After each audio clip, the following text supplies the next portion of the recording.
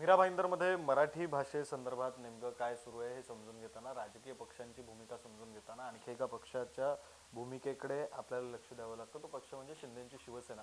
काल मंत्री प्रताप सरनाईक सुद्धा कालच्या मोर्चामध्ये सामील झालेले होते.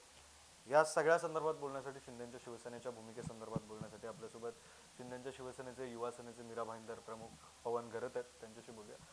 कालच्या मोर्चा संदर्भातली मुळात शिंदेच्या शिवसेनेची भूमिका काय होती? मंत्री प्रताप सरनाईक आले होते मोर्चाला, नेमकी भूमिका काय होती आणि मग ती नेमकी ठरली कधी भूमिका? कारण सुरुवातीपासून असे काही स्टेटमेंट्स दिसली नाहीत. पहिलं तर सर्वांना जय महाराष्ट्र. मी एक मराठी शिलेदार आहे. युवा सेना ज्या पदावर आहे हे नंतरचं आहे, पण मी एक पहिल्याच मुलात मी मराठी एक शिलेदार आहे. मराठी एकीकरणबरोबर माझं खूप चांगलं नातं आहे आणि पहिल्यापासून त्यांच्या जोडीला जॉईंट आहे.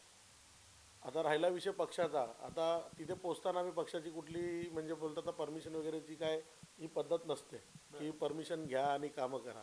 काय शिवसैनिक आणि मराठी म्हणून मला जाणं माझं भाग होतं. आम्हाला जायच्या अगोदरच पहिलाच आपल्या इथे मिटिंग झाली होती मराठी एकीकरण आणि सर्वपक्षीय बैठक झाली होती.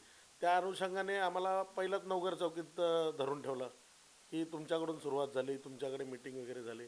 आणि खरंच सांगायला बरं वाटते की या अगोदर पण सदानंद महाराजांचा जो विषय होता त्या टायमाला पण पहिली मिटिंग गोरदेव गावात झाली होती आणि या मराठी भाषेसाठी पण पहिली मिटिंग आपल्या या गोरदेव गावात झाली आणि आम्ही मराठी म्हणून त्या याच्यात जॉईंट होतो. माझी आई, माझा छोटा भाऊ आणि माझी बायको हे आंदोलनामध्ये त्यांना जायला भेटलं कारण त्यांना नवघर चौकीत नेलं नाही. त्या आंदोलनात सामील होते आणि मोठा भाऊ मराठी एकीकरणचा अध्यक्ष आहे मीरा भाईंदरचा. तर त्याला आणि आम्हाला दोघांना नवघर चौकीत एक दिवस अगोदरच रात्री 12:30 वाजता नेऊन ठेवलं. त्यानंतर आम्ही एकमेकाच्या कॉन्टॅक्टमध्ये होतो. गोवर्धन सरजी आहेत, ते मराठी एकीकरणचे महाराष्ट्राचे अध्यक्ष आहेत. तर त्यांच्यासोबत पण गोष्टी चालू होत्या आणि त्यांना पण नेऊन अटकून ठेवलं.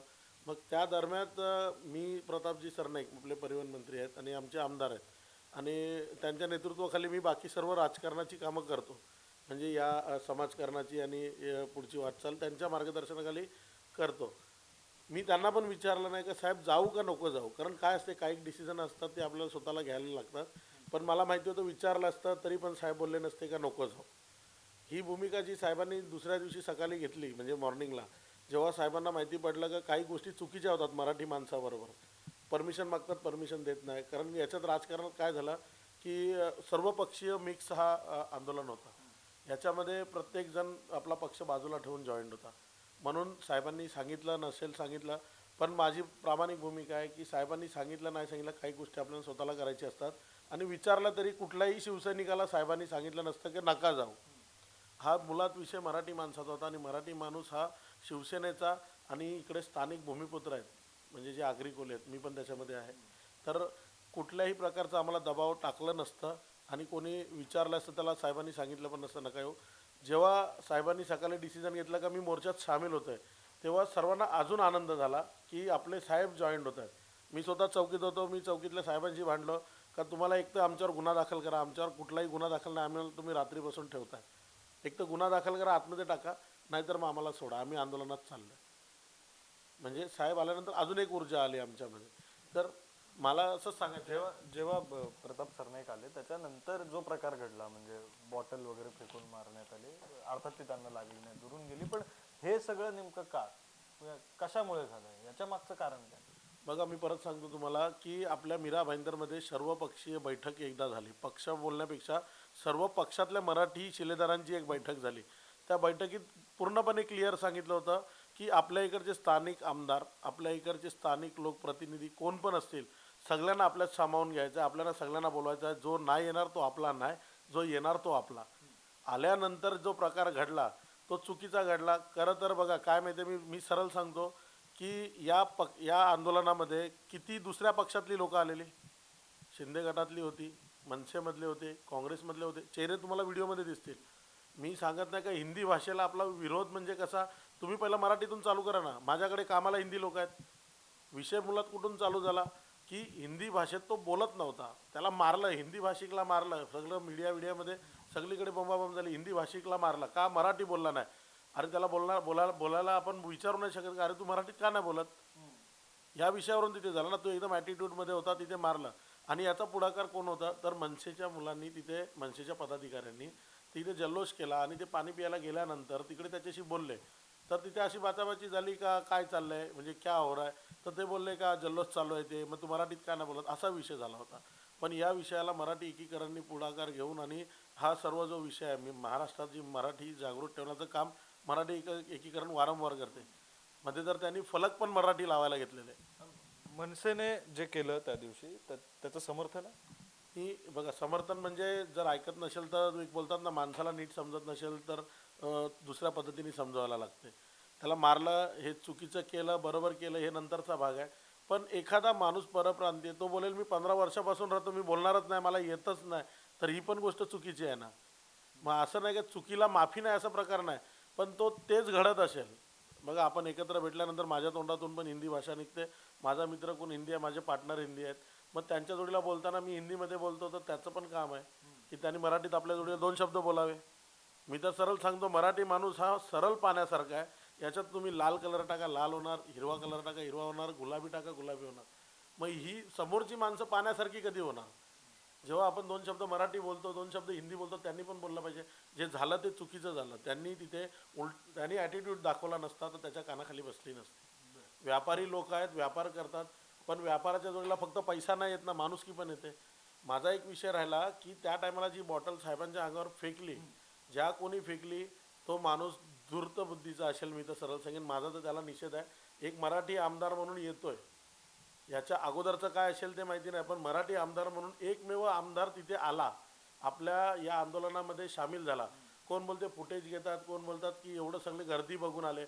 अरे ते विधिमंडळ टाकून आले, एवढी मोठी सत्ता आहे त्यांच्या मागे, मुख्यमंत्री उपमुख्यमंत्री त्यांना काय बोलतील, सत्तेतली लोक काय बोलतील, हे सर्व बाजूला ठेवून मोठं मन ठेवून स्थानिक आमदार नसताना पण ते 146चे आमदार आहेत.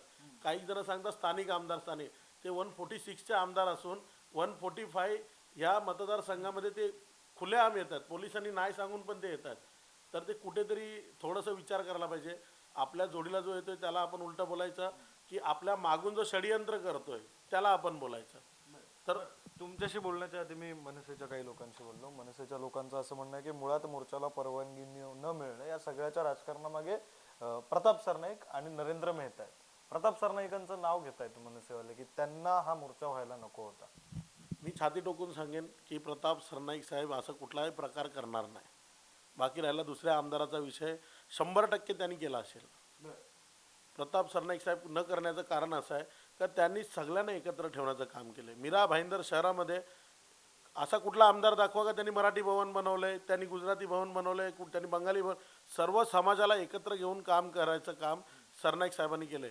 ते मराठी एकीकरणला विरोध का करतील? आणि हा भले विरोध करतात बोलतात ना, मग गोवर्धन देशमुख जी आहेत, जे अध्यक्ष आहेत, अविनाश जाधवजी आहेत, हे मोर्चाचे पुढारी होते. याच्यामध्ये त्यांनी म्हणजे बोलतात ना, तन मन धन सगळं लावून हे लोक होते.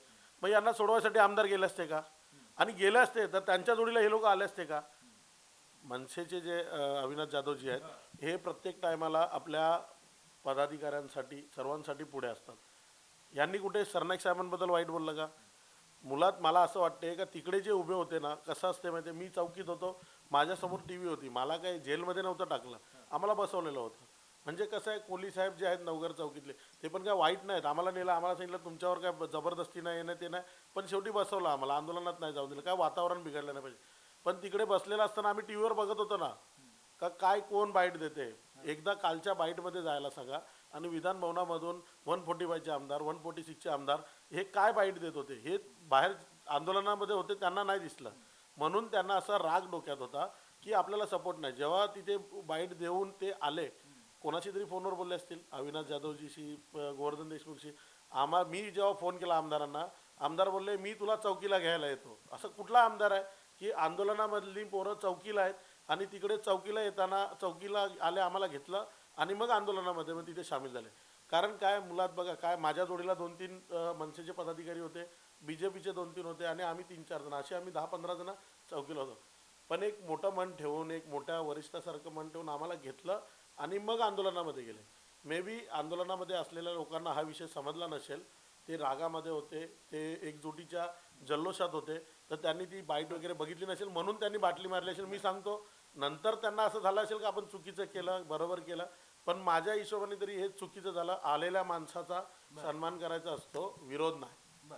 हा मुद्दा लक्षात आला. आता नरेंद्र मेहतांच्या मुद्द्याकडे येऊया. मनसेचं थेट म्हणणं आहे की नरेंद्र मेहतांनी हा वाद वाढवला, नरेंद्र मेहतांमुळे हा वाद वाढला. हिंदी विरुद्ध अमराठी हा जो वाद मीरा भाईंदरमध्ये सुरू झालाय तो नरेंद्र मेहतांमुळे सुरू झालाय. तुम्हाला काय वाटतं शिंदेच्या शिवसेनेची भूमिका काय नरेंद्र मेहतांच्या बाबतीत? बघा, भूमिका देणं एवढं मी ते मोठा आहे नाही, पण कारण मी युवा सेनेमध्ये मी विद्यार्थी सेनेपासून काम करतो, वरिष्ठ बॉडीमध्ये अजून गेलो नाही.